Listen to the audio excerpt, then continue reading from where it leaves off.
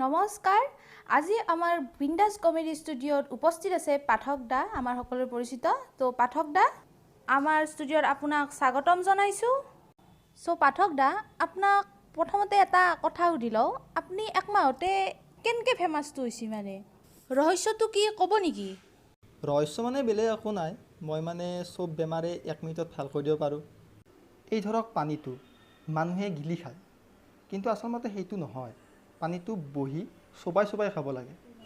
হেনকে খালি মানে আমাৰ স্বাস্থ্যৰ কাৰণে ভাল আৰু কিন্তু ভাতটো গিলি খাব লাগে আৰু সুস্বাস্থ্যৰ কাৰণে ৰাতিপুৱা উঠিয়ে আপুনি হয়তো ভেড়া ছাগলীৰ গাখীৰ আৰু গোমূত্ৰ খাব পাৰে পাঠক দা আমাৰ হাতত মানে বহুত ফোন কল আহি পৰি আছে আপোনাৰ কাৰণে আমি ফোন কল কেইটা উঠাই লওঁ তেন্তে আহক হেল্ল' নমস্কাৰ কোনে কৈছে মই পাগলাদিয়াৰ পাৰৰ পৰা ৰমেনে কৈছোঁ হয় আপোনাৰ কি প্ৰব্লেম হৈছে আপুনি গোটেইখিনি ভালদৰে বুজাই কওক পাঠক দাই আপোনাক নিশ্চয় সহায় কৰিব মানে মোৰ সৰু পৰাই পাইলছ আছে আৰু গোটেই কটিখনতে কলা গুটি ওলায় আৰু সেইবোৰ ইমান খোজই না মোৰ কটিখন বান্দৰৰ দৰে হৈ গৈছে কি হৈছে এবাৰ ভালদৰে বুজাই কওকচোন মানে আপোনাৰ চাৰিওফালে গুটি ওলাই একদম চেকৰা চেকৰি দিছে ন আপোনাৰ বয়সটো কিমান জনাবচোন বয়স বেছি নহয় 60 বছৰ আপুনি এটা কাম কৰিব সিৰিজ পেপাৰেদি এই কলা গুটি মাখা খুই থাকিব আৰু দিনে 2 বাৰকৈ খুইব আৰু এই জিনকে ভাত খোৱাৰ 1 ঘণ্টা পিছত আমি পানী খাওঁ সেনকে আপুনিও হাগি উঠি 1 ঘণ্টা পিছত কটিখান ধুব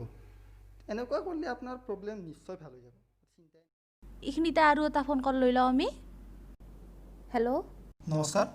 নমস্কাৰ মই সকিয়ালৰ পৰা ৰামেশ্বৰে কৈছিলোঁ আপোনাৰ ৰোগটোৰ কথা কওকচোন মোৰ মানে এটা প্ৰব্লেম হৈছে ছাৰ মোৰ মানে পেটত তামাম চাম আৰু সকলো আজি চাম ৰখা মানে ক'বা গেলি 1 টকাৰ গেছে আৰু এই গেছৰ গোন্ধত থাকিব নোৱাৰি মই তিৰিয়ে এৰি গৈছিল আপুনি এটা কাম কৰিব আপুনি বজাৰৰ পৰা হাজমলা মূলা আৰু গাজৰ কিনি আনিব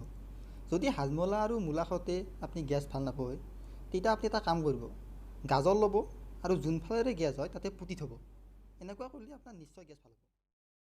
পাঠক দা বহুত ফোন কল আহি আছে আমি লওঁ আহক হেল্ল'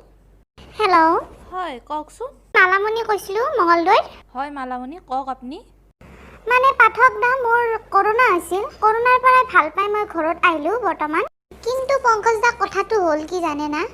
মোৰ মানে বাচনাটো নাপা হৈছোঁ আনকি মই যেতিয়া হাগি আহোঁ নহয় সেই হাগি অহাৰ পিছত সেই মই গুৰ গন্ধটো যি আছে সেইটোও নাপা হৈছোঁ হয় আপুনি বাচনাটো নাপা হৈছে মানে আপুনি এটা কাম কৰিব এই যে পদ্মা শাক আছে তাৰে গোন্ধটো আপুনি শুঙিব চেষ্টা কৰিব